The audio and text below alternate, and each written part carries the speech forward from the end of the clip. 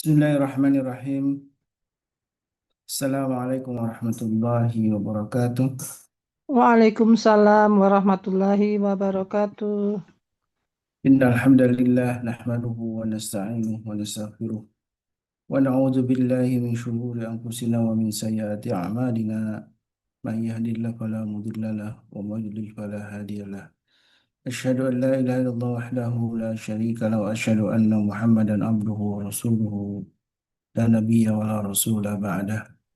Allahumma salli wa sallim wa karim wa barik ala asrafil anbiya'i wal mursalin syafi'ina wa maulana wa qudwatina wa imamina Muhammad wa ala alihi wa sahbihi wa man ihtada bi sunnati wa huda wa amma ba'du. Jamaah yang dimuliakan Allah, alhamdulillah wa syukur ala nikmatillah. Segala puji hanya milik Allah dan mari kita bersyukur atas semua nikmat yang telah Allah limpahkan untuk kita, semua nikmat yang hingga saat ini Allah masih memberikan kita kesehatan, Allah masih memberikan kita waktu untuk bisa beramal saleh, dan tentu nikmat iman dan Islam, lezatnya beribadah menjadi salah satu nikmat agung yang alhamdulillah kita masih bisa rasakan hingga saat ini. Mudah-mudahan Allah terus istiqamahkan kita dalam kebaikan dan salah satunya hadir dalam majlis ilmu. Salawat ring salam tentu senantiasa kita mohonkan kepada Allah agar tercurah kepada Nabi kita baginda Rasulullah SAW, juga untuk keluarga beliau, para sahabat dan juga para penerusnya, para pengikut sunnah-sunnah dari Nabi kita baginda Rasulullah hingga akhir zaman.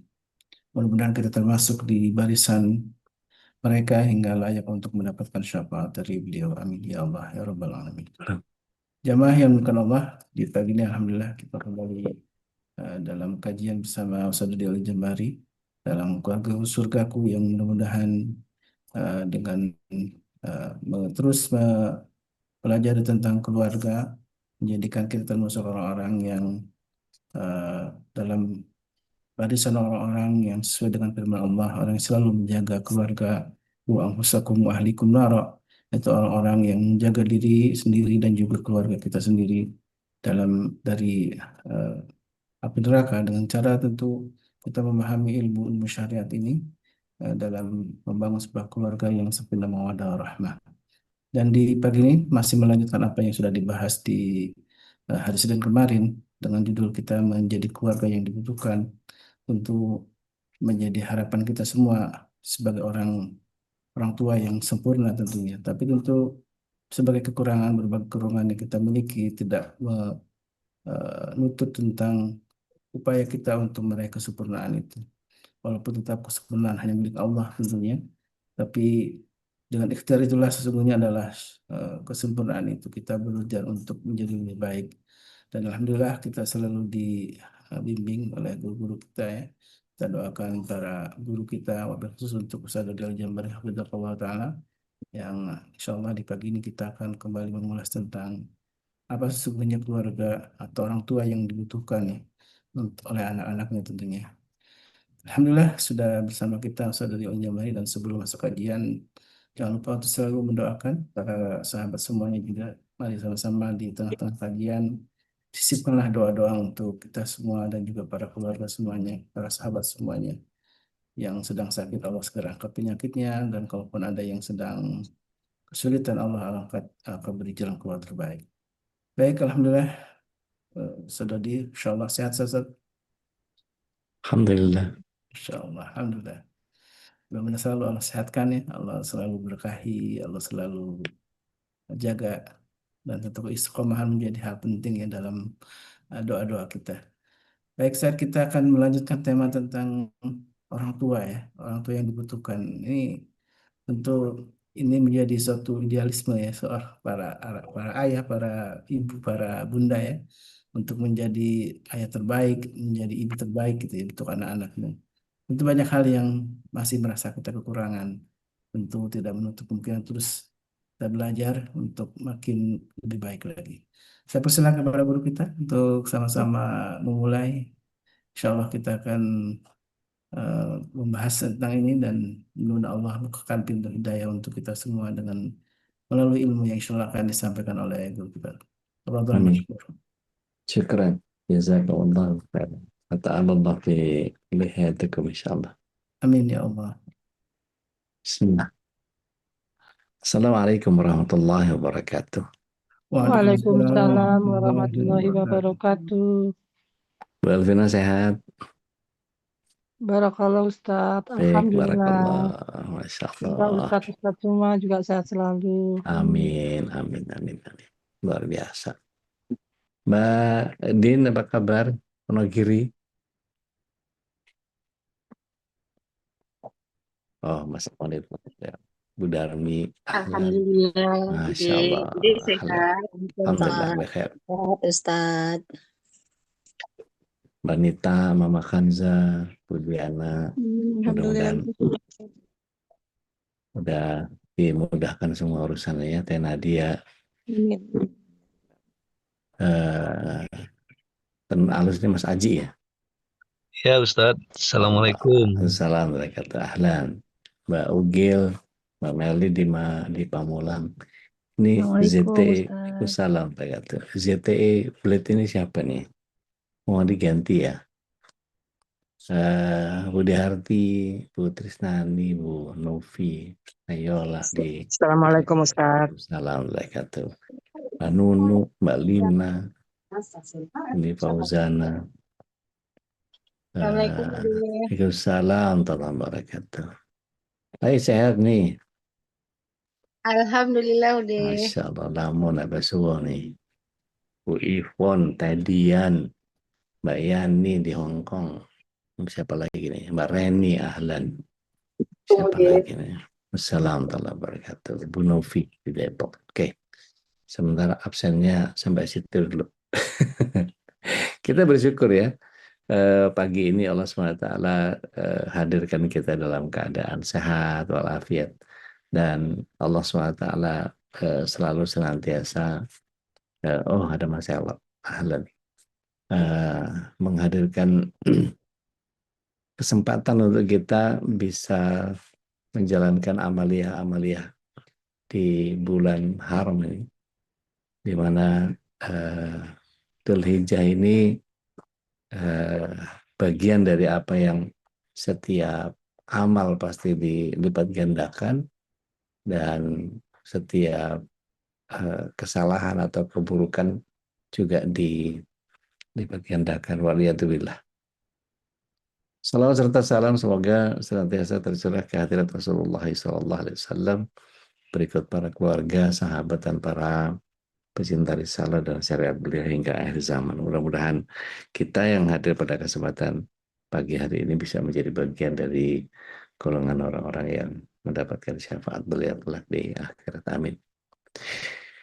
Kita bermohon kepada Allah agar seluruh keluarga besar kita Allah senantiasa berikan rahmat, hidayah, inayah, iradah, kudrah, dan terlebih maunahnya untuk kita bisa menjalankan keislaman kita sampai akhir hayat kita menjemput husnul khotimah, dikumpulkan bersama keluarga di surga. Tapi pagi ini kita mau bahas tentang anak yang butuh orang tua yang kayak apa sih gitu.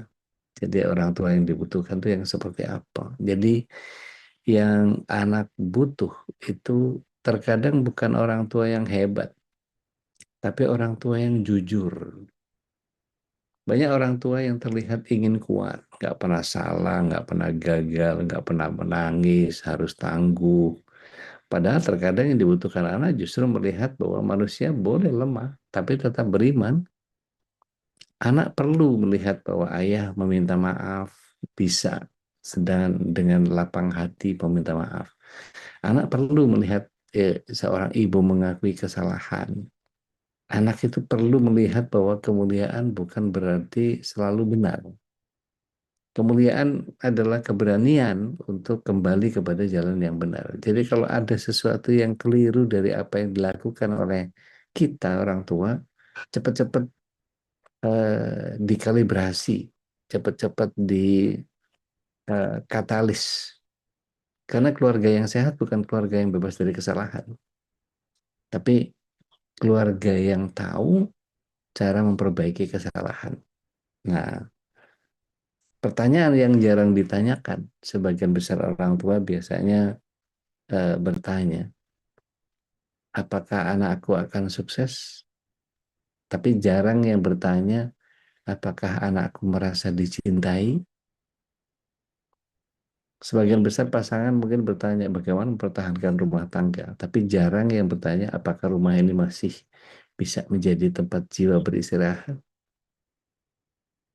Sebagian besar keluarga mungkin bertanya apa yang kurang dari rumah kita ini, tapi jarang yang mempertanyakan tentang apa yang sebenarnya sedang mati perlahan di dalam rumah ini. Percakapan, rasa hormat, kelembutan, doa bersama sudah lama hilang, makan bersama sudah lama nggak dinikmati, atau rasa saling membutuhkan sudah mulai hilang. Nah, kalau kemarin kita membahas tentang model keluarga, jadi bukti bahwa Islam bisa dihidupkan, pada akhirnya anak tidak membutuhkan orang tua yang sempurna, nggak harus sempurna. Dan pasangan tidak membutuhkan pasangan yang tanpa cacat. Istri kita itu bukan malaikat, dan kita pun bukan nabi. Jadi kalau ada kekurangan di balik kelebihan yang kita punya, ya emang manusia begitu. Justru manusia itu sempurna karena kekurangannya. Yang mereka butuhkan adalah ketika melihat bahwa Islam benar-benar hidup dalam sebuah rumah. Marah-marah tapi terkendali, nggak asal marah. Ego menjadi lebih kecil karena mendahulukan orang lain. Kata maaf itu menjadi paling mudah untuk diucapkan. Cinta menjadi lebih tulus. Dan luka tidak diwariskan begitu saja. Karena dakwah yang paling sulit dibantah itu bukan ceramah, tapi kasih contoh. Jadi kalau kita bayangkan seluruh keluarga kita akan berkumpul di akhirat, lalu anak-anak berkata gitu, ya Allah, kami mengenalmu karena kami melihat ayah dan ibu berusaha mengenalmu. Itu kan, wow, dahsyat gitu. Jadi kalau pasangan kita sudah berdoa begini, ya Allah, rumah kami tidak sempurna. Kami pernah terluka, pernah kecewa, pernah gagal. Tapi kami terus kembali untuk belajar terus kepadamu. Mungkin ini yang kita sebut sebagai keluarga surgaku. Ini bukan rumah yang tidak pernah retak. Tapi setiap kali retak, kita tahu kembali kemana. Yakni kepada Allah. Dan mungkin ukuran keluarga yang berhasil bukan ketika semua anggota keluarga selalu bahagia. Tidak ada satu keluarga yang semuanya goncang, mencrang, mencorong, outstanding, overwhelming, nggak ada. Pasti ada yang lempem satu gitu, ada yang beleek satu gitu. Dan ketika semua anggota keluarga perlu menemukan jalan pulang kepada rumahnya, selemot apapun cara berpikirnya, selemah apapun fisiknya, serendah apapun status kedudukannya. Jadi semua anggota keluarga itu selalu menemukan jalan pulang kepada rumahnya, kepada keluarganya, kepada Robnya. Sehingga ketika kita bicara tentang sesuatu yang Allah SWT hadirkan dalam konteks yang luar biasa di dalam kehidupan kita, ya apa ya? Saya melihat lebih kepada bagian yang nggak usah jadi keluarga orang lain, nggak usah jadi model orang lain. Tapi gini, mengambil pesan-pesan contoh atau hikmah-hikmah yang datang dari para nabi itu, apa yang diam-diam sedang kita ajarkan itu jadi bagian yang harusnya ada kalimat yang gini, cukup mengganggu untuk direnungkan. Kira-kira anak-anak mendengar apa yang kita katakan, tapi mereka menjadi apa yang kita sembunyikan. Yang membentuk keluarga kan seringkali bukan apa yang tampak, bukan foto keluarga, bukan status media sosial, bukan yang makan-makan bareng-bareng kita foto-foto, bukan kata-kata manis di depan orang, bukan pujian-pujian ketika ada tamu. Yang membentuk keluarga itu adalah sesuatu yang terjadi ketika pintu rumah tertutup. Cara kita marah, cara kita kecewa, cara kita menasehati, cara kita menghadapi rasa takut, cara kita memperlakukan orang yang tidak bisa memberikan keuntungan kepada kita. Karena rumah adalah semua tempat di mana topeng paling sulit dipertahankan. Kartu kita tuh habis sama pasangan kita. Apa yang terjadi di rumah kita itu udah tahu banget aslinya. Bukan masalah yang satu tukang kentut, yang satu jorok nggak pernah ngerapihin piring makan, ada yang malas ngelipet selimut, ada yang malas taruh anduk, ada yang macam-macam. Tapi gini, kita tidak sedang mendidik anak, tapi kita sedang memperkenalkan versi Tuhan yang mereka kenal. Ini mungkin kedengaran berat ya, tapi coba kita renungkan. Sebelum anak mengenal Allah sebagai pelindung, pelindung pertamanya siapa? Pasti kita kan, ayah ibunya.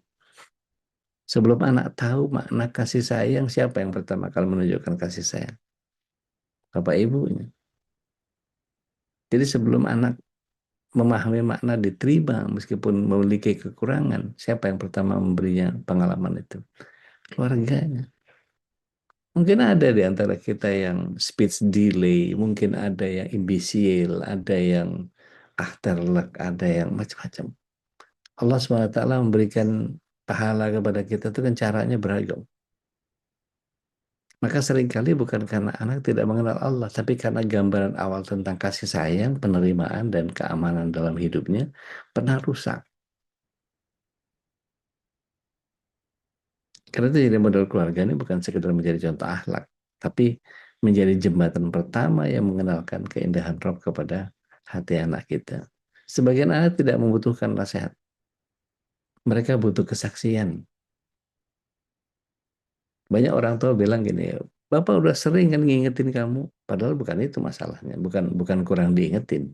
Anak-anak cari bukti, mereka kepengen lihat bahwa ayahnya tetap jujur ketika rugi, bagaimana ibu tetap bersyukur ketika kecewa, bagaimana orang tua tetap saling menghormati ketika sedang marah.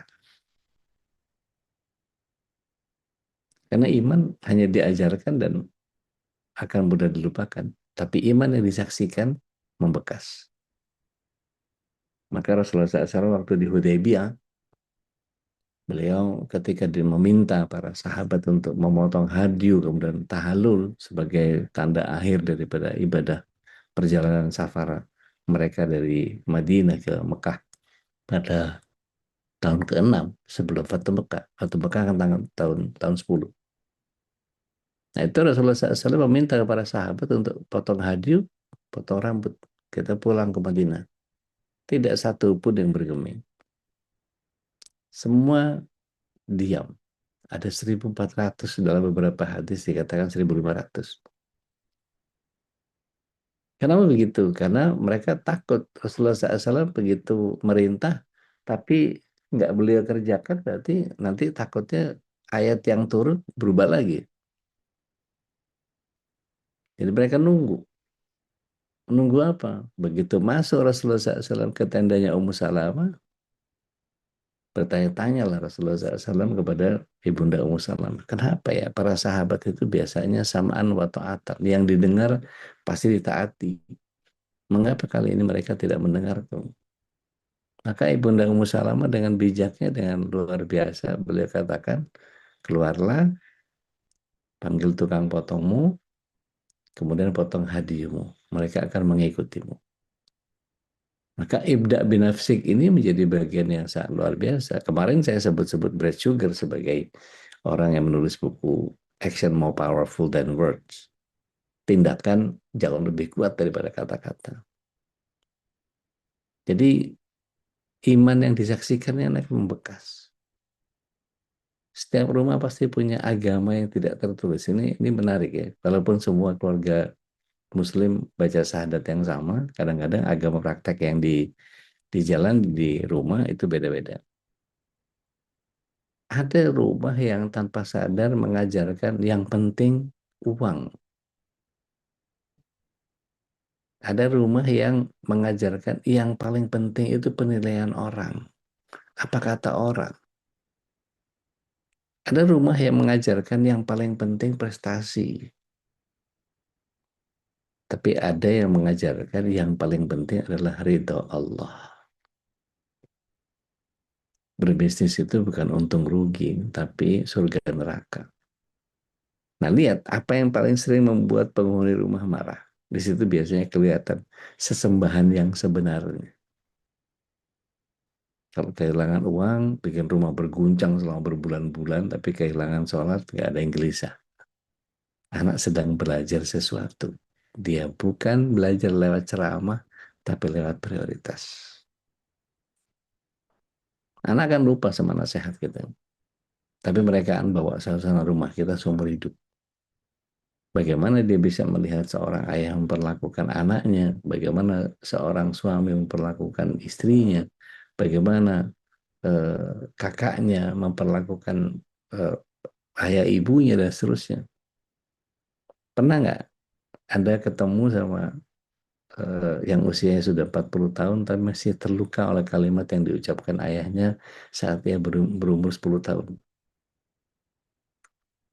Atau seseorang yang tetap kuat menghadapi hidup karena selalu mengingat pelukan ibunya puluhan tahun yang lalu. Begitu keluarga bekerja.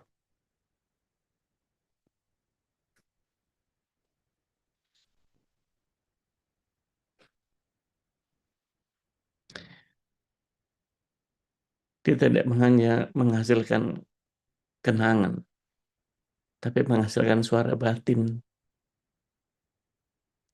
Satu hari ketika anak kita dewasa, suara yang berbicara di dalam kepalanya ketika dia gagal, ketika dia takut, ketika terjatuh, mungkin suara yang dulu dia sering dengar di rumah. Pertanyaannya, suara apa yang kita sedang tanam hari? Penghinaan, tuntutan, atau suara kasih sayang dan penuh harapan? Karena luka tidak bisa disembuhkan, akan menjadi kurikulum keluarga. Dia jadi bagian yang terpenting. Banyak orang tua tidak mewariskan nilai, mereka mewariskan luka. Ayah yang tumbuh tanpa penghargaan, akhirnya sulit menghargai. Ibu yang tumbuh dalam kritik terus-menerus, akhirnya tanpa sadar mengkritik. Dulu kecil digituin, masa gue sekarang nggak bisa gitu. Orang yang tidak merasa dicintai seringkali kesulitan mengekspresikan cinta. Bukan karena jahat, tapi karena itulah bahasa yang diwariskan. Menjadi modal keluarga seringkali bukan dimulai dengan memperbaiki akhlak, melainkan dengan berani menghadapi lukanya diri sendiri. Karena anak tidak akan mewarisi apa yang kita ajarkan, tapi mereka mewarisi apa yang pernah kita sembuhkan. Mungkin masalah terbesar keluarga modern bukan kurang cinta, tapi kurang kehadiran. Banyak keluarga tinggal serumah, tapi hidupnya masing-masing. Handphone dipegang masing-masing. Makan bareng jarang, nyiapin sarapan buat bareng-bareng jarang. Padahal kalau masak gantian itu kan seru ya. Suami masak, anak-anak ada istrinya yang makan. Atau bareng belanja sambil jalan kaki gitu. Kan kelihatan tuh, bapaknya gandengan nggak sama ibunya. Kalau lagi jalan keluar, yuk sambil jalan-jalan yuk. Yuk sampai jalan pagi yuk, kita cari apa yuk. CFD-an mungkin. Gitu. Tapi ada ayah yang hadir secara fisik, tapi pikirannya di pekerjaan. Ibunya hadir secara fisik, tapi pikirannya pada beban yang tidak selesai. Anaknya hadir secara fisik, tapi hatinya ada di dunia digital. Akhirnya semua bersama, tapi tidak pernah benar-benar bertemu. Padahal cinta itu tidak tumbuh dari kedekatan jarak. Cinta itu tumbuh dari perhatian. Dan perhatian ini bentuk ibadah yang mulai langka. Dan menjadi model keluarga ini bukan berarti dia berani menjadi orang yang sama dimanapun. Jadi kalau di masjid lembut, di rumah juga lembut dong. Di depan jamaah sabar, di rumah juga sabar. Di media sosial bijak, di ruang makan juga bijak. Karena tragedi terbesar bukan ketika seseorang gagal menjadi orang baik, tapi ketika orang-orang terdekatnya tidak merasakan kebaikan yang dikagumi banyak orang. Saya pernah seorang guru yang saya pelajari dari akhlaknya, itu kalau di mimbar, Masya Allah, singa mimbar beliau. Retorikanya, datanya, hafalan ayat-ayat yang dia sampaikan, data-data yang dia sampaikan, luar biasa. Penampilannya luar biasa. Tapi begitu satu saat saya ke rumahnya, Allahu Akbar. Kasar betul sama keluarganya. Dan sejak saat itu saya jadi nge-label beliau, oh begitu cara dia. Pantesan Rasulullah SAW bilang, aku yang paling baik sama keluargaku. Jadi mereka mungkin bakal lupa loh sebagian besar nasihat kita. Tapi mereka akan ingat bagaimana ayah membuat kami merasa aman. Atau ibu membuat kami merasa dicintai. Atau mungkin sebaliknya. Dan mungkin itu Rasulullah SAW menjadikan keluarga sebagai ukuran kemuliaan seseorang. Karena di luar rumah kita bisa main peran. Di dalam rumah kelihatan kita. Kartu truf kita habis sama keluarga kita. Maka jadi model keluarga bukan tentang menjadi sempurna. Tapi berani bertanya setiap hari. Kalau keluargaku niru hidup keseluruhnya, apa yang akan membawa mereka lebih dekat kepada Allah? Karena sesungguhnya keluarga bukan hanya tempat kita tinggal. Keluarga adalah tempat di mana jiwa-jiwa yang lain sedang belajar menjadi manusia dari kita. Gitu Bapak Ibu. Nggak berasa. Udah jam 5 jam. Setengah jam saya ngoceh. Oke, sharing yuk, kita berbagi rahmat yuk. Nggak kepengen sendiri saya mengulas ini, kepengen para sahabat surga juga bisa memberikan satu bahasan-bahasan yang kita bisa berbuat jauh lebih baik untuk dijadikan contoh kepada keluarga kita. Enggak, saya serahkan ke Ustaz Halis. Baik, Masya Allah, tabarakallah. Memang tidak habis-habisnya ya untuk bahas tentang keluarga ini, selalu ada aja sisi-sisi lain yang menarik, dan setiap keluarga tentu punya kekhasan masing-masing, Ustaz ya. Nah, Dan tidak perlu kemudian satu keluarga sama dengan keluarga lain. nggak bisa tuh. Ujiannya beda-beda juga. Betul, betul. Ujiannya yang Allah berikan kepada satu keluarga dan keluarga lain beda. Ya, Bahkan kalau takaran rezeki juga berbeda gitu kan ya. betul. Dan tentu adalah kemahaadilan Allah yang kita tidak bisa memastikan gitu ya, bahwa seseorang harus seperti ini rezekinya, takarannya dan lain sebagainya. Karena Allah yang maha mengetahui, dan Allah maha adil dalam berikan yang terbaik untuk hamba-hambanya yang beriman tentunya. Baik jamaah, silakan kita sharing bersama ya, karena jadi inspirasi juga untuk keluarga lain, untuk sahabat yang lainnya. Tentu adalah sebuah kebaikan ya, amal jariah. Silakan Bude, Insya Allah nih punggawanya khitan nih, Masya Allah ya. Silakan Bude. Agak sih, Ustadz Halis, ya, kelihatan hitam ya, Alhamdulillah. Serta udah nambah lagi, udah 6. Saya Alhamdulillah. mau Mas Heri di awal tadi Ustadz bilang, Ya. anak tuh terkadang memang perlu tahu bahwa orang tuanya itu pernah lemah, bisa ada kekhawatiran. Saya pernah dulu ngalamin dulu ya, waktu masa lalu.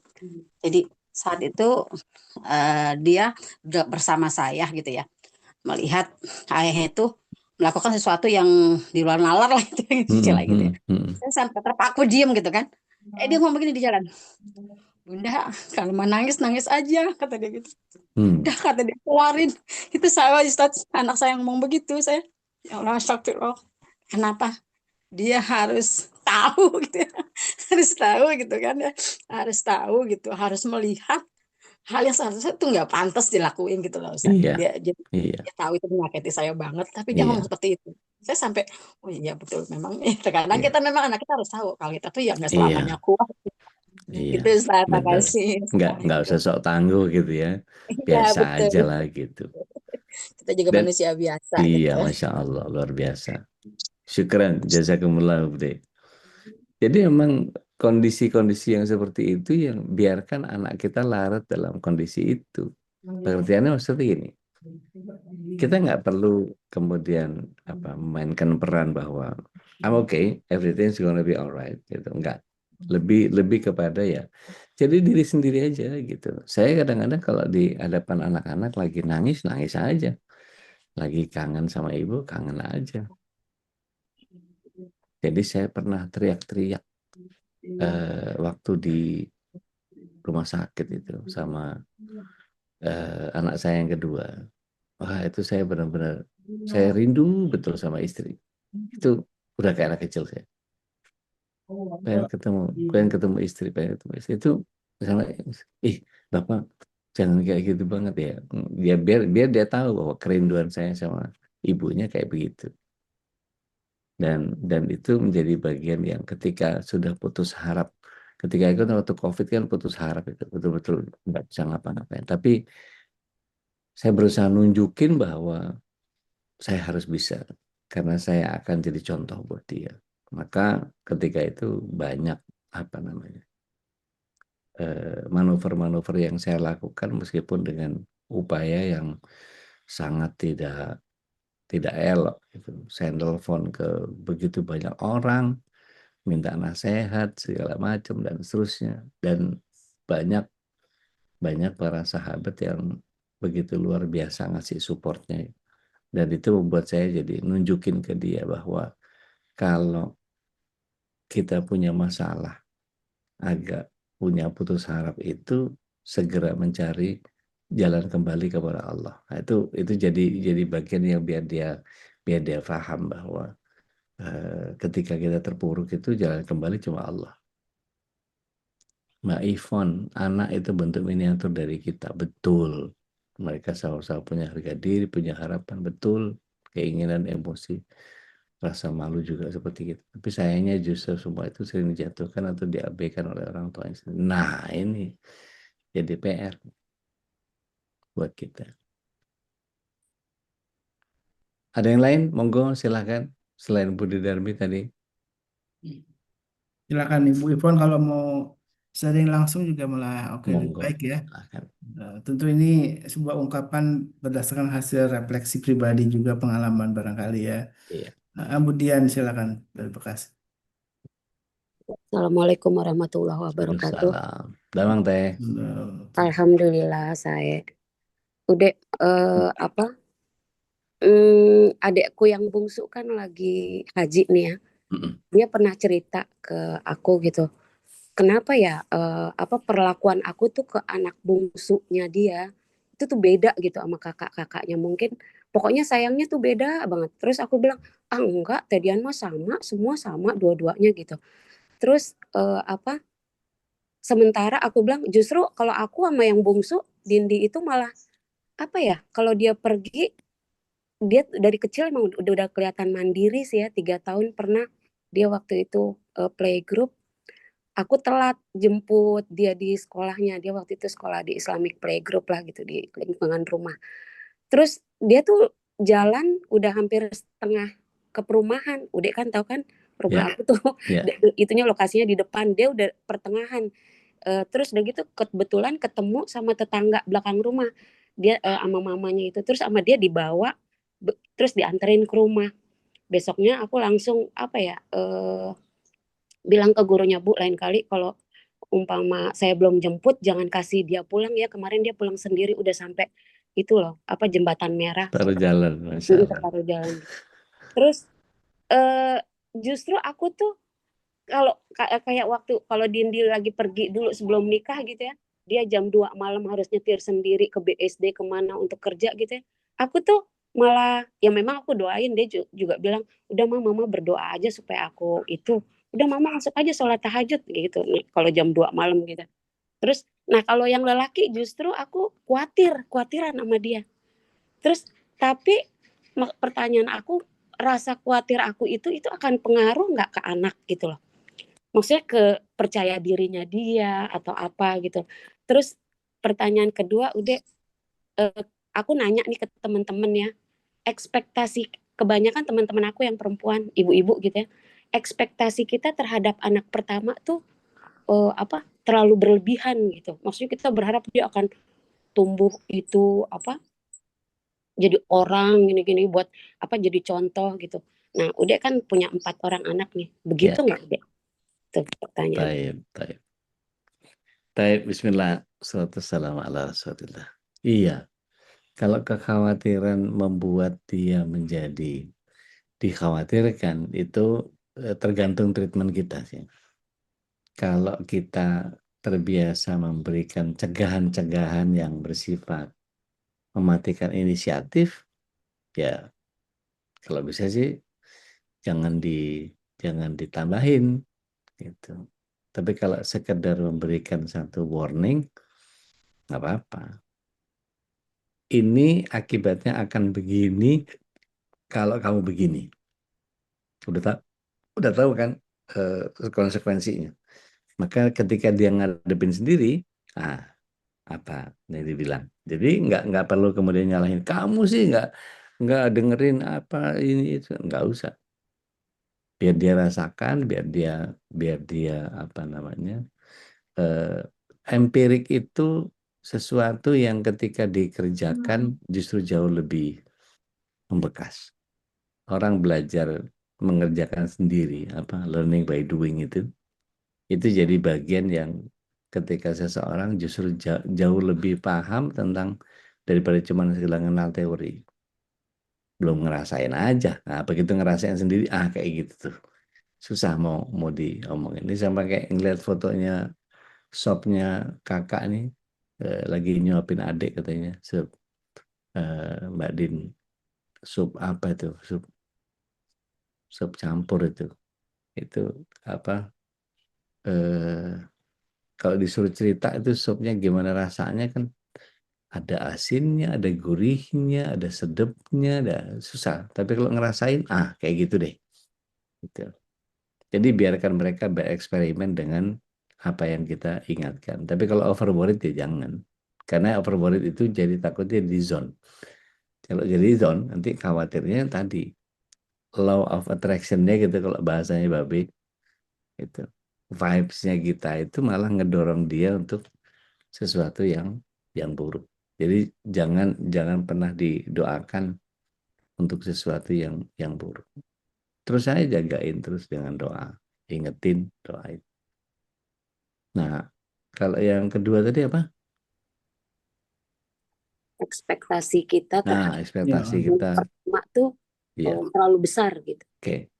Saya karena anak pertama itu memang apa dia sendiri obses sama dirinya sendiri gitu. Jadi kepengen juara itu waktu di sekolah, pengen juara, pengen berprestasi itu dorongan dia sendiri. Kita nggak dorong. Saya justru orang yang tidak terlalu apa namanya. Kalau sama akademisi itu nggak terlalu yang kayak gimana banget gitu. Karena tahu bahwa saya tolol gitu. Saya bukan orang yang pinter secara akademisi. Ya bisa dibilang ngepres aja gitu. Tapi justru life skill-nya yang digedein, yang dikuatin. Maka saya nggak pernah melihat bahwa harus ranking, harus apa, enggak. Pokoknya saya coba bilang ke mereka empat-empatnya itu sama, jangan tinggalkan sholat, jangan berdusta. Kuncinya cuma itu aja. Bapak nggak peduli kamu naik kelas, nggak ada urusan. Mau ranking berapa Bapak nggak akan lihat. nilai kamu bagus, Bapak nggak akan puji. Nilai kamu jelek, Bapak nggak akan celak, gitu. Ya emang tugasnya belajar, kemampuannya segitu, dapetnya segitu, ya wes, mau diapain, gitu. Yang penting kamu berkiprah di sekolah, berkiprah di kampusmu, gitu. Habis itu lakukan yang terbaik, bantu orang lain, nanti biar bagaimana Allah SWT mekanismenya membantu dirimu karena dirimu suka bantu orang. Hadirkan keajaiban-keajaiban ibadah supaya Allah menghadirkan juga keajaiban-keajaiban keindahan anugerah, gitu. Jadi nggak pernah ada yang mesti kayak gimana banget gitu. Tapi kalau mereka kepengen, wah kalau nggak bisa juara 1, nggak apa-apa. Ara itu juara-juara terus tuh, dari mulai SD. Ranking 1, ranking 1, ranking 1. Nggak kepengen sayanya, cuman dia aja yang obses, gitu. Sampai kemudian begitu selesai SMA, dia mau kuliah ke Malaysia, saya support, tapi dia nggak tahu ada apa, nggak lanjut. Udah dibayar padahal berapa tuh. Terus mau les masak, oke, les masak, lesin. Les makeup, les masak, lesin. Pokoknya keterampilan-keterampilan yang begitu saya iyain aja. Mau belajar jahit, diajarin jahit. Jadi sekarang kalau ada apa-apa di TK-nya beliau, karena beliau pegang TK sekarang, di tempat suaminya kan jadi kepala sekolah di TK tuh, di dekat situ, dekat Kayu Ringin situ. Itu jadi ngedekor itu udah kerjaan Ara semua. Jadi apa namanya, mulai dari kalau mau temanya tema balon, mau tema kartun, mau tema apa saja, desain-desain apa namanya, desain-desain banner, dia sering bantuin suami ya juga di kepartaian gitu. Itu jadi peran yang belajar fotografi juga gitu. Jadi hampir multi talenta lah gitu. Mau niru-niru saya nggak tahu. Mungkin dia lihat bapaknya bisa ini, bisa itu, bisa apa segala macam dan seterusnya gitu. Dia pengen tahu juga kali gitu. Tapi ya manfaat banget gitu karena ketika dibutuhkan ini dia kepake, ketika dibutuhkan ini dia kepake, ketika dipakai ini beda kepake. Jadi manfaatnya kan enak banget dan dia enjoy gitu ngerjain itu. Tapi ya itu tadi saya nggak pernah ngebus harus kayak gimana banget gitu, nggak pernah. Satu pun dari anak-anak saya nggak pernah mesti ranking, mesti nggak ada. Biar mereka sesuai dengan apa natural, organik aja versinya mereka sendiri. Dan itu kelihatan mereka matang secara pribadi itu. Akhirnya saya cuma sering ngetes ininya aja, ngetes alternatif yang dia buat ketika bikin plan B. Nah, plan B-nya yang saya dorong. Jadi mitigasinya yang saya lebih perkaya. Sehingga ketika itu terjadi, dia tahu harus ngapain. Lebih sering kalau arah gitu. Wallahu a'lam. Mbak Ivon, silakan. Assalamualaikum warahmatullahi Waalaikumsalam wabarakatuh. warahmatullahi wabarakatuh. Bekasi Bismillah. di mana, Mbak Ivon? Saya di Kemang Pratama udah. Oh, wow. 1, 2, 3. 3. Allah. Batur Rahman ya? Iya, betul. Bismillahirrahmanirrahim. Saya mau sharing sedikit udah gitu ya. Enggak. Saya ibu 3 orang anak. Saya punya luka pengasuhan yang cukup besar di masa kecil. Perlakuan orang tua yang mungkin tidak menyenangkan. Kadang-kadang saya mengingat itu aja udah berat banget gitu kan. Iya. Saya biasa menghadapi pukulan demi pukulan dari orang tua. Mungkin pukulannya sampai saat ini nggak terasa dan saya nggak merasakan apa-apa. Cuman rasa sakit yang paling dalam itu bahkan sampai saya bawa baru sembuh sekitar 5-6 tahun yang lalu. Masya Allah. Usia saya sekarang 51 tahun. Masya Allah. Itu yang terasa adalah saya dipermalukan di depan umum. Saya dipukulin di depan umum. Saya direndahkan, saya dimaki-maki gitu. Nah, berangkat dari hal-hal itu, saya berazam pada diri saya sendiri untuk tidak akan pernah melakukan hal yang sama terhadap anak-anak saya. Gitu. Keren. Jadi itu sekuat tenaga gitu ya dengan Iya, mencari iya, referensi iya. dan lain-lain udah gitu ya. Saya belajar bagaimana memperlakukan hal-hal yang diri kita nggak suka dan kita harus terapkan ke anak-anak saya. Saya tidak akan menerapkan hal-hal yang nggak saya suka terhadap anak-anak saya. Dan saya akan menerapkan hal-hal yang saya sukai terhadap anak-anak saya. Dari contoh hal kecil aja misalnya mereka melakukan hal, misalnya mereka sholat gitu kan. Saya cukup berterima kasih dan saya alhamdulillah sampai. Jadi saya kalau ngingetin, "Sudah sholat Nak?" "Udah Ma," gitu. "Alhamdulillah terima kasih ya Nak," gitu. Karena saya merasa dengan mereka menjalankan sholat itu adalah satu, pahala yang mengalir juga untuk diri saya sendiri. Padahal itu hal yang sepele gitu kan. Bukan hanya mereka, menolong saya dalam hal misalnya pekerjaan rumah aja gitu kan. Iya, Kalau itu hal yang biasalah. Tapi iya. hal yang luar biasa itu adalah mereka menjaga harga diri mereka, mereka menunaikan sholat gitu kan. Hal-hal yang bisa terbawa sampai akhirat lah insyaallah gitu kan. Amin, amin, amin. Itu seperti saya menerapkan ke anak-anak untuk tidak pacaran gitu kan. Ya, Untuk keren. mereka bisa jujur gitu. Dan saya amat sangat menjunjung tinggi kejujuran gitu kan. Masya Allah. Saya sangat menghargai sebesar apapun kesalahan mereka ketika mereka, kuat atau mereka sanggup minta maaf, hilang semua apa yang mereka lakukan. Ya, Dan itu saya sangat, konsekuen gitu kan. Padahal ya, mungkin marah, ya pastilah nggak mungkin ya kalau mereka bikin salah terus kita langsung hilang aja rasa marah ya, kita gitu. ya, Tapi ya. saya harus, konsekuen karena saya menerapkan itu sama anak-anak. Saya peluk dia gitu kan untuk mengurangi rasa emosi saya gitu, saya peluk, saya ucapin terima kasih gitu kan. Sehingga mereka juga sadar bahwa ketika mereka buat salah, mereka berani mengakui, mereka menerima hukuman apa yang, mereka kesalahan yang mereka lakukan gitu kan. Iya, Mmm, ibunya atau orang tuanya bisa menghargai. menerima mereka dengan Keren, kembali gitu kan, keren, menerima mereka dengan keren, seperti semula gitu kan. keren. Nah itu terus saya juga menerapkan ketika anak-anak berbuat salah, saya panggil satu-satu, saya masuk ke dalam kamar, saya kunci sehingga satu sama lain anak-anak saya tidak ada Nggak yang tahu. tahu. Wah, keren, Iya. keren. Itu saya terapkan sampai sekarang dengan menantu saya juga seperti Iya, itu. iya, Saya ketika mereka mungkin ada konflik dan saya udah berjanji saya nggak mau ikut campur sebelum iya, mereka minta tolong gitu kan. Jadi ketika anak saya minta tolong untuk menyelesaikan masalah dengan suaminya, saya panggil suaminya, sampai istrinya pun tidak tahu kata-kata apa yang keluar dari mulut saya gitu. Masya Allah. Nah, itu sih yang saya terapkan udah mungkin, Luar biasa, luar biasa. dan itu Masya bukan hal Allah. yang gampang dan, Iya, iya, iya. sebentar untuk saya Ya, terapkan gitu kan. paham banget. Itu aja sih sharing-nya udah. Masya Allah, luar biasa Bu Ipon. Jazakumullah Barakallah khair. fiik. Wakadzalik, barakallah fiik.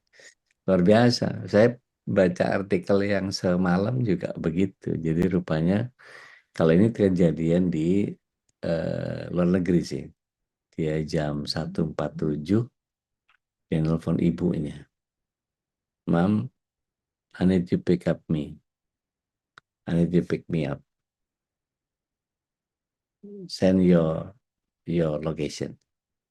Itu langsung bergegas kira-kira 12 menitan lah. Ibunya udah jemput dia.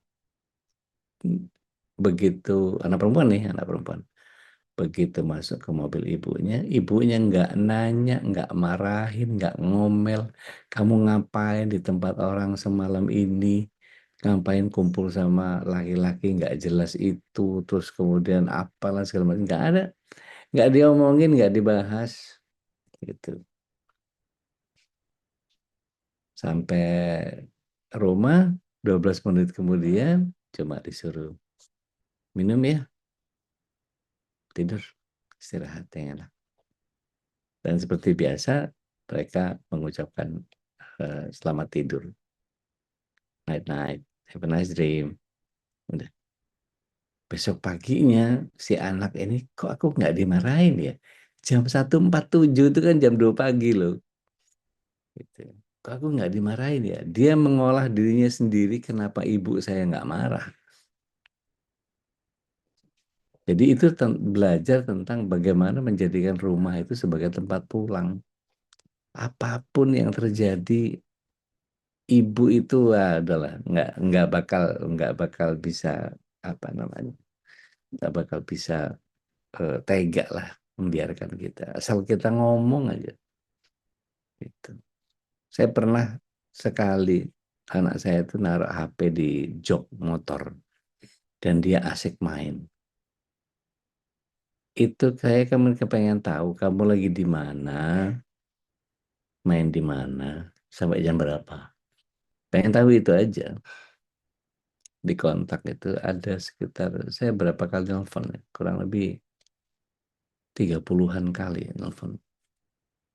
Sampai ada agak lewat maghrib. Waduh, itu bling satan saya. Baru kali itu saya pengen nyari anak saya, nggak jelas kemana. Masuk rumah sakit. Masuk rumah sakit itu beberapa rumah sakit saya samperin. Kalau ada kecelakaan apa segala macam, dia tiba-tiba terkapar di rumah sakit dan nggak tahu kan kayak gimana gitu. Wah, itu benar-benar kalap saya. Dia pulang. Motornya HP-nya dimasukin ke jok motor dan nggak dibuka-buka kecuali sampai rumah. Itu kan seandainya kamu tahu, nah bapak mau melintir hampir sebekasi itu nyari kamu kayak apa itu. Padahal anak masih belum SMA ketika itu. Itu kan buat saya, ya Allah, anak secantik itu gitu. Eh, Banyak lah pasti yang mau nggodain dia dan apa segala macam dan seterusnya gitu. Mana agak-agak ongok gitu model cara berpikirnya ya aja gitu. Dan itu betul-betul menguras tenaga. Dan itu jadi bagian begitu ketemu udah males, energi saya udah capek dipakai buat nyari anak gitu. Akhirnya ya sudah, anak saya suruh naik ke atas sama ibunya, disuruh minta maaf ya Pak. Ya udah nggak apa-apa, yang penting kamu pulang selamat. Besok-besok nggak ada ya, pulang maghrib gitu. Sebelum maghrib udah di rumah. Jadi udah jadi ketentuan tuh Pak, sebelum maghrib udah di rumah. Nggak ada tuh eh, jalan ini atau apa segala macam, nggak ada. Sama kayak kayak Bu Even tadi, anak nggak boleh pacaran. Tapi ada yang menarik dari Bu Even tadi nyampein bahwa luka pengasuhan nggak perlu dibalas dendam ke anak gitu. Dan itu juga saya rasakan. Wah, bapak saya tentara Bu. Bapak saya tentara, bapak itu mayur angkatan darat. Kalau udah marah, rem kopel Bu, rem kopelnya angkatan darat itu zaman dulu ya Allah gede banget. Saya juga ngelapin pakai braso itu, apa, kepala bakalnya yang kuningan itu. Itu kalau udah anaknya marah, dibuka, disabet. Waduh, itu seru banget.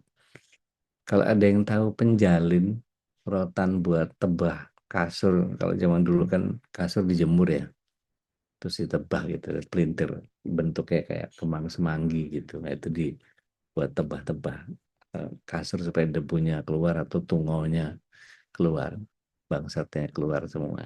Itu itu jadi sasaran ke kaki, dan kalau lihat kaki saya ini bekas apa namanya, bekas pukulan masih ada sampai sekarang. Tapi saya nggak pernah menjadikan itu sebagai saya akan lakukan hal yang sama ke anak-anak, enggak.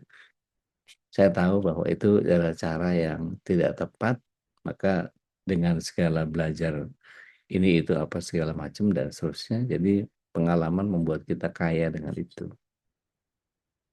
Insya Allah. Bu Teti, ini diharapkan kondisi istri dan ibunya sakit dalam waktu yang bersamaan. Oke, ibu sama istrinya sakit, perlu dibawa rumah sakit. Oke, baiknya suami antar siapa ya Ustadz? Sang ibu ada anak yang lain, laki-laki dewasa dan pengangguran. Sang istri anaknya bekerja dan tidak ada yang lain. Di kisah nyata ini, sang suami antar ibunya ke rumah sakit, istrinya berangkat sendiri. GrabCar pesan sendiri. Sakit istrinya tidak bisa jalan Ustaz. Kan ada masalah di lutut. Ya itu yang saya tahu.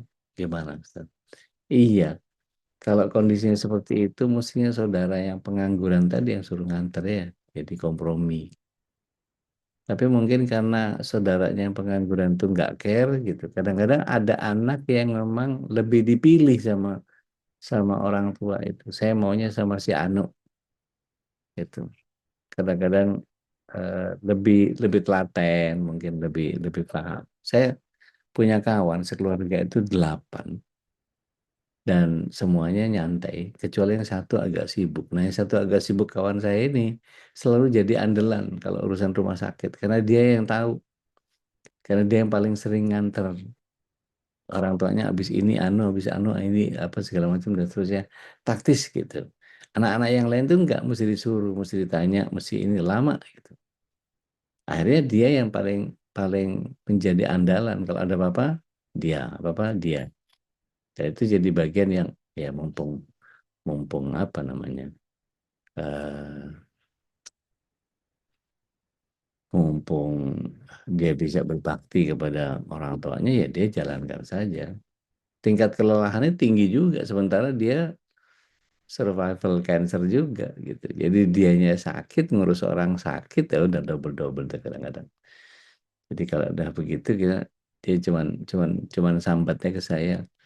Udah ya temenin ngopi, oke ayo gitu. Kita udah ngobrol ngopi gitu, dia cerita soal keluarganya segala macam. Kadang-kadang dilibatkan ke persoalan-persoalan keluarga. Dan itu buat saya jadi manfaat.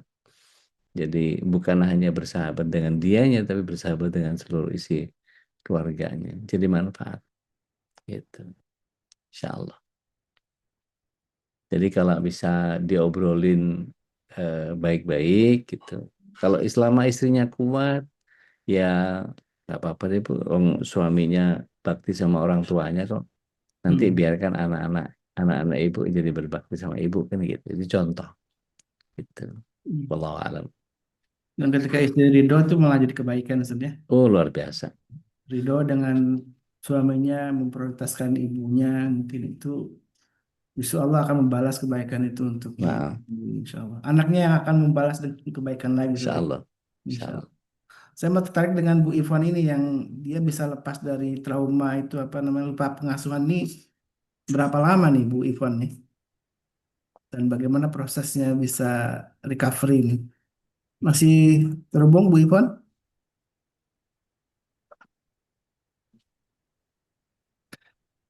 Baik, silakan kalau mungkin ada jamaah lain yang juga ingin sharing.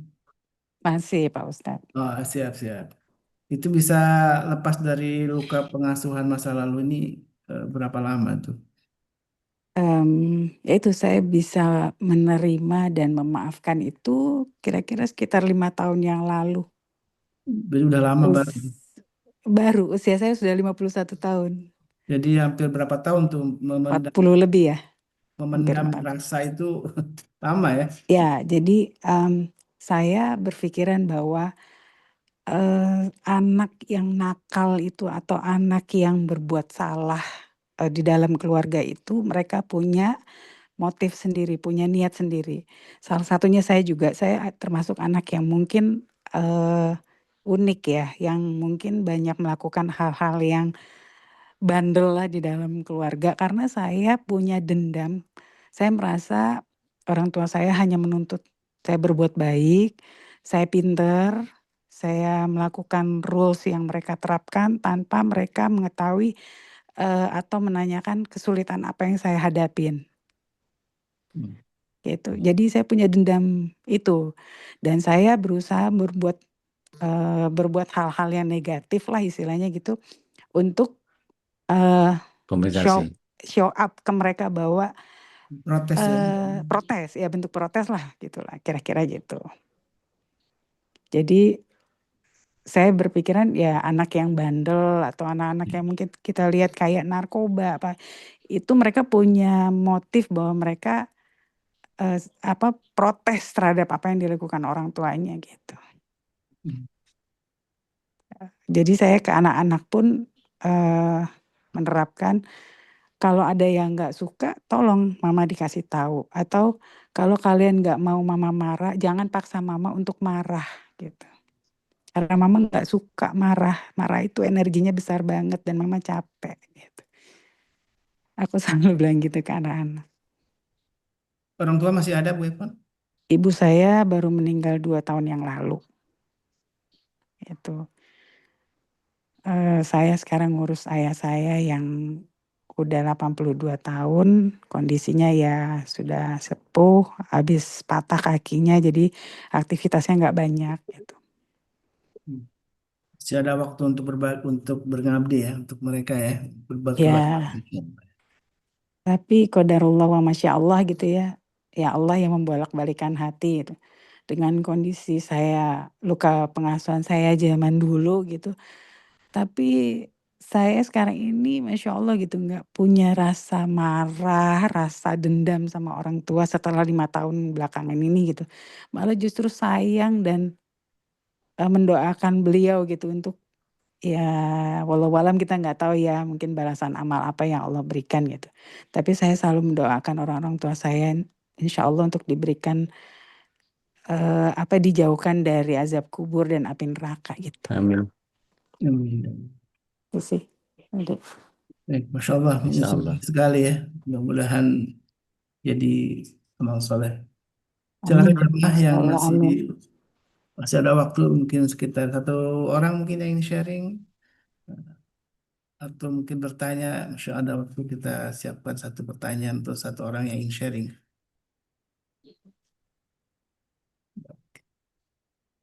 Mungkin sebagai penutup, Ustaz, apa nanti pesan penting dari tema ini ya yang harus kita garis bawahi, Ustaz? Iya, tadi kan keluarga itu tempatnya jiwa-jiwa lain sedang belajar jadi manusia dari diri kita. Karena sebetulnya yang kita sedang pelajari atau sedang kita ajarkan kepada anak-anak kita itu bagian yang seharusnya membuat kita menjadi indah. Artinya gini, satu hari nanti rumah yang hari ini mungkin ramai akan jadi sunyi. Piring-piring yang biasa kita gunakan tetap ada. Kursinya yang kita duduki tetap berada di tempatnya. Foto-foto keluarga mungkin masih tergantung di dinding. Tapi kitanya sudah nggak ada. Yang tersisa cuma suara. Yang tersisa adalah pengaruh. Makanya ketika manusia tidak benar-benar meninggalkan dunia ketika jasadnya dikuburkan, tapi dia tetap hidup dalam jejak yang ditinggalkan. Kalau harimau meninggalkan belang, gitu ya. Nah, manusia meninggalkan apa? Dalam doa anak-anak, dalam akhlak yang diwariskan, dalam kebiasaan baik yang terus dikerjakan keluarganya, dalam cinta yang pernah ditanamnya. Bayangkan satu akhirat nanti, lembaran amal kita dibuka, lalu ada pahala yang terus mengalir. Bukan karena ceramah yang didengar ribuan orang, bukan karena karya yang dipuji banyak manusia, tapi ada seorang anak yang terbiasa sholat karena melihat ayahnya menjaga sholat. Ada seorang cucu yang gemar membaca Al-Quran karena ibunya dulu mencintai Al-Quran. Ada keluarga yang saling mendoakan karena dulu ada seorang yang mengajarkan mereka arti kasih sayang karena Allah. Mungkin saat itu kita baru paham bahwa membangun keluarga bukan sekedar urusan dunia, tapi dia adalah proyek akhirat yang paling panjang. Dan mungkin ketika Allah mempertemukan kembali kepada sebuah keluarga di surga, tidak ada yang berkata, terima kasih karena engkau memberiku rumah yang besar. Nggak ada. Nggak ada yang berkata, terima kasih engkau telah membuat aku kaya. Yang mungkin terdengar justru terima kasih karena engkau menunjukkan jalan pulang kepada Allah. Lalu semua lelah, semua pengorbanan, semua air mata yang pernah jatuh dalam bangun keluarga itu akan menemukan makna. Karena ternyata tujuan keluarga bukan hanya hidup bersama di dunia, tapi saling menggenggam tangan agar bisa tidak ada yang tertinggal dalam perjalanan menuju surga. Akhirnya, jadi model keluarga bukan menjadi manusia yang sempurna, melainkan menjadi penunjuk arah. Seperti pelita yang mungkin tidak mampu menerangi seluruh dunia, tapi cukup terang untuk menuntun orang-orang yang dicintainya menuju Allah. Semoga ketika perjalanan hidup ini berakhir, keluarga kita bukan hanya menjadi kenangan yang indah di dunia, tapi menjadi alasan Allah mempertemukan kita kembali di surganya. Amin. Amin. Gitu, Ustaz. Amin ya Allah. Ya Rabbal Alamin. Kenangan yang indah sedih. Dan kenangan yang indah itu ketika kita mewariskan kebaikan-kebaikan kepada generasi keturunan kita sedih. Ya.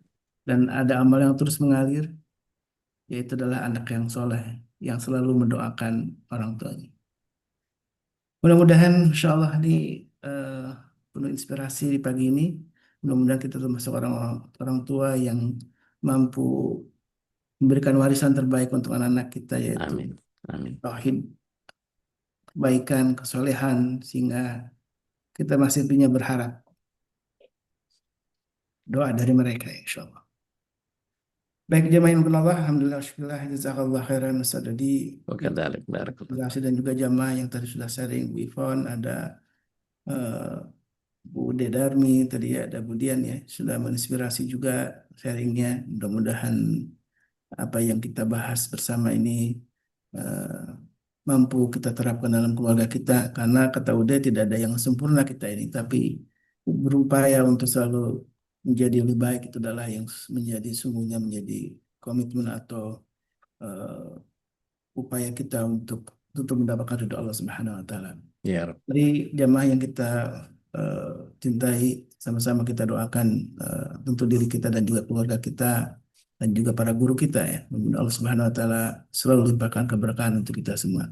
Dan kita tutup dengan doa kafatul majlis. Subhanakallahumma wa bihamdika asyhadu an la ilaha illa anta astaghfiruka wa atubu ilaik. Al-afwu minkum hadana wa iyyakum.